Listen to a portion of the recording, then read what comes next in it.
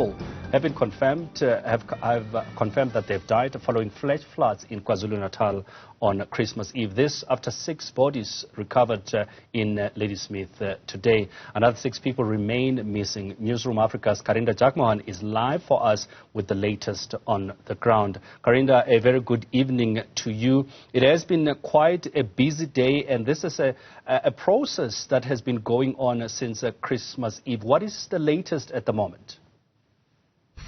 Good evening to you. It has certainly been a strenuous process for many family members and for the search personnel on the ground. Now, today in the morning at about 8:30, we saw a much larger contingency of search and rescue teams. The search operations today were led by the SAPS search and rescue teams from across the province. There were members from Durban, from Port Shepstone as well, senior members who have expertise in dealing with a number of such flood-related incidents or search-related incidents. So we did see them start early in the morning. They set up a makeshift command center at a ground nearby where most of the destruction happened.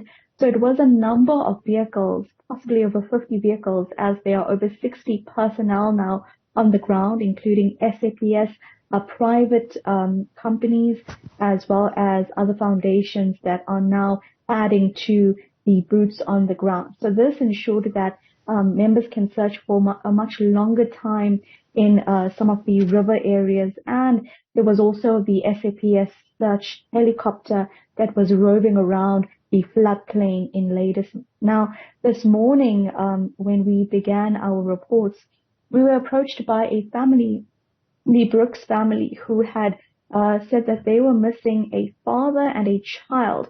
And this happened in the caravan park area where most of the destruction occurred after a small stream, the Bellspruit River, very small river, overflowed its banks. Local residents said they've never seen anything like it before. They never expected such a small river to burst its banks.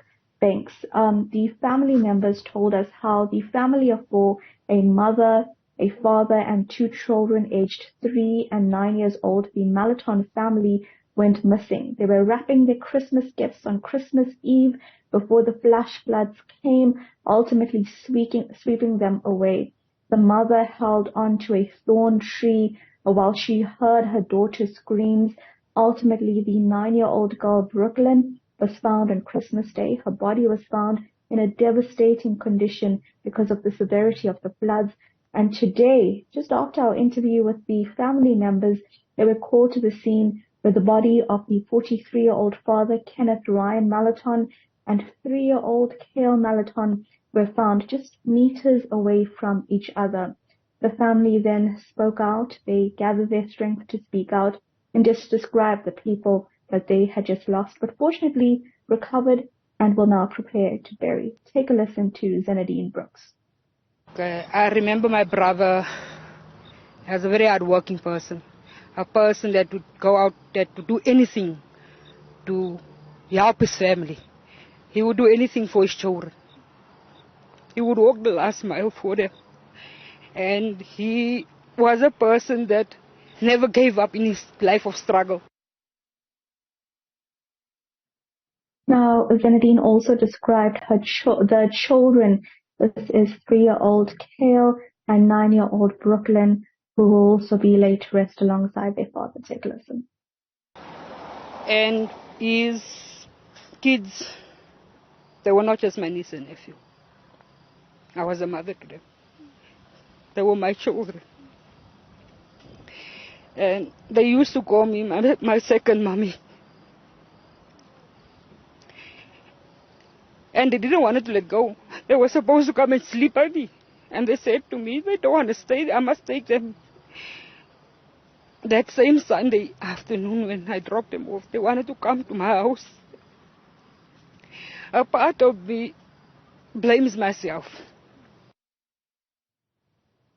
Very devastating indeed. Karinda, you had an opportunity, we saw earlier on, to speak to some of the family members that have been affected. And how are they, and especially those whose family members are not yet found? It is a struggle because while the Malaton family are now preparing to bury their loved ones, there are the Msimang families, the Mtembu families, and others who are missing their loved ones still. Specifically, these two families who are joined by marriage were missing at least 9 people at the start of the floods. We understand that 3 people were found, and so now they are searching. 4 people were found, and now they are searching for the remaining missing people. So right now, for those families, they will join the search teams tomorrow. We have had an opportunity to catch up with the search teams this afternoon before they closed the command center at the grounds, and they said that they'll now search the wider part of the Klip River where they believe some of the bodies could have been swept away too. This is because earlier today, when the 5th of the 6 bodies that were found today or recovered by these search teams, this was ultimately spotted by a community member, a fisherman who was walking along the riverbanks, and he saw this body. It had been covered in mud and all. He just spotted the reflector part of the jacket that the man had been wearing, and he managed to alert authorities. But he told us, he also told some of the search teams that he believed that some of the bodies could be found in that specific area, and just around that area is where we're going to see much of the operations occur tomorrow. There are more people on the ground, which has given some relief to some of the families who have traveled now from places like Msinga just to come to Ladysmith and watch over. Fortunately, there are also foundations that are supporting now everybody who's on the ground that are assisting with this operation. So it's quite a widespread operation, and the community of Ladysmith, as we speak to a number of people, say it's one of the most devastating floods they've seen in recent years, because now they know that 12 people are confirmed having died because of that flood. 6 more are missing. So on Christmas Day, 6 bodies were found. Today, 6 bodies were found. And the hope by the rescue team is that before the year ends, they'll find those 6 more people and bring closure to the families that are waiting. And just finally then, Karinda, if I may, you speak about the community and the role that the community has played here. The last time around we were speaking to the mayor, who was talking about question of resources and just making sure that they are available to help in this regard. You spoke about more manpower, as it were, a helicopter that has been brought in. But what the role is the community playing in this? Are they also involved in terms of trying to recover some of these bodies? As you mentioned, that a fisherman was one of those that spotted one of the unfortunately deceased, who were affected by this flood. Certainly so. Community members are very much involved. In fact, they were very much involved from the get-go, from when the floods hit. So in the morning, that immediate aftermath. There were very few people on the ground at that time immediately after it happened. So it was just the local police service teams, the local rescue teams who could be deployed immediately. So many family members who were missing their loved ones were on the ground from that day.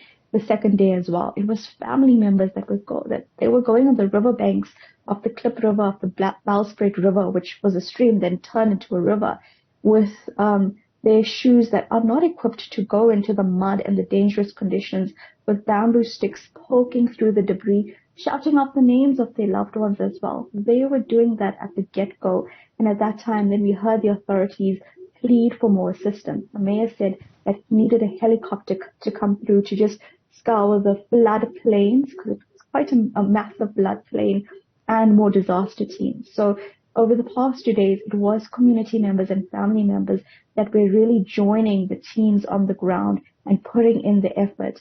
But today, very early in the morning, the SAPS rescue team, search team that came in, more than 60 personnel team, came in with quite some gusto, with their lights on, their sirens on, went to the ground, began their setup immediately. And as the families were parked on the opposite side of the ground, you could see that there was some sort of ease, because they felt comfortable that now there is equipment, there are assets on the ground, there are more people to spread out and look, especially in the areas where there's lots of sand, there's silt as well. TLBs are there to now dig up that silt and sand, dig up the bamboos, and try and look more further into the river as well. So these teams now, they have the ropes, they have professional divers that are going into the water to try and just see, because sadly what's happening now is that it's quite a few days later, it's more than 4 days later, and the bodies are in a state of decomposition, and because of the severity of the current, the bodies might not be totally intact. So it does take now expertise to try and look for the human remains. It does take the canine dogs, there are 12 on the ground now, to maybe sniff out the human remains as well. And of course, when a family is called to identify the body, you instinctively, or you can hear the wails of the family, because the body is in a state of decomposition. It is terrifying to see your loved one in that state, and to positively identify that this is the loved one you were looking for at least 4 days. And so there are people standing by to also counsel the family. So now, before the year ends, and of course, before the disaster teams probably have to leave as well, there's a bigger team on the ground, and a team that can also comfort the families as they go through this very traumatic ordeal. Yet another flood in Ladysmith, another natural disaster in our country. Well, Karinda, thank you very much for keeping us up to speed.